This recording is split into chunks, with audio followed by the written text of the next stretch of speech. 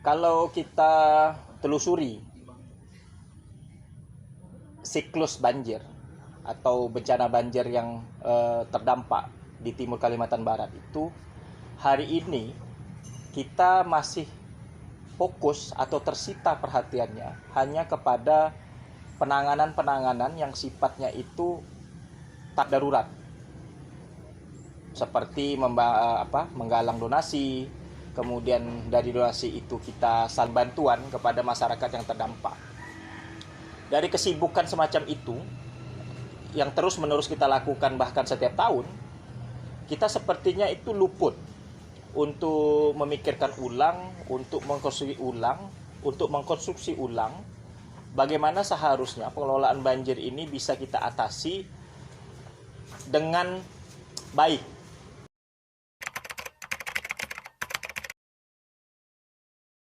Nah, satu pikiran kita adalah penanganan ini harus melibatkan pengetahuan, harus melibatkan sains. Ya, kita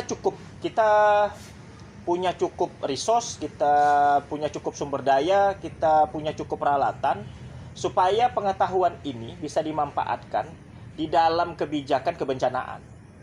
Jadi kita tuh membayangkan atau kita berimajinasi ada satu semacam rekayasa yang dibuat oleh ilmu pengetahuan, oleh para ahli-ahli kita memikirkan bagaimana siklus banjir di timur Kalimantan Barat ini bisa diatasi dengan cara-cara yang cerdas, dengan cara-cara melalui sains.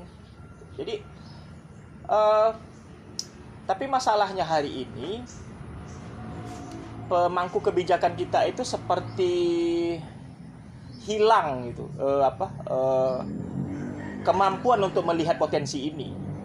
Jadi kita berharap ilmu pengetahuan dan sains ini sudah harus dilibatkan sejak hari ini supaya kita tidak mengulangi bencana atau dampak destruktif dari banjir yang kita terima setiap tahun.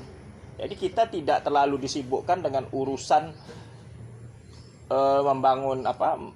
mengumpulkan donasi, kemudian menyalurkan bantuan kepada masyarakat yang terdampak. Tetapi kita jauh lebih siap di awal, memiliki semacam konsepsi untuk mengatasi kebencanaan di daerah. Kemudian kita memiliki semacam early warning system, gitu. Sistem peringatan dini ketika banjir ini akan datang, akan memberikan dampak yang buruk kepada kita itu sudah siap.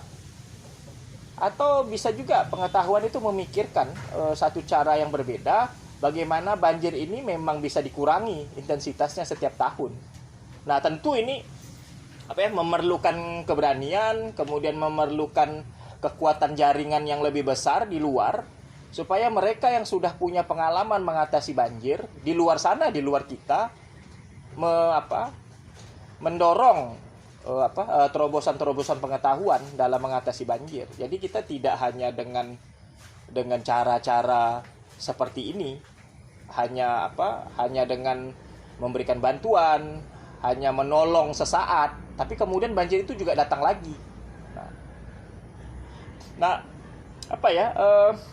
Selain political will dari pemegang kekuasaan untuk melibatkan ilmu pengetahuan dan sains dalam pengelolaan banjir, kita juga melihat ada peran strategis ya dari kawan-kawan kelompok masyarakat sipil untuk terus mengingatkan pemerintah daerah, untuk terus mengingatkan otoritas supaya ini dibangun konsepsi, dan konsepsi ini bukan konsepsi yang instan untuk mengatasi persoalan banjir, untuk mengatasi persoalan siklus banjir yang datang setiap tahun.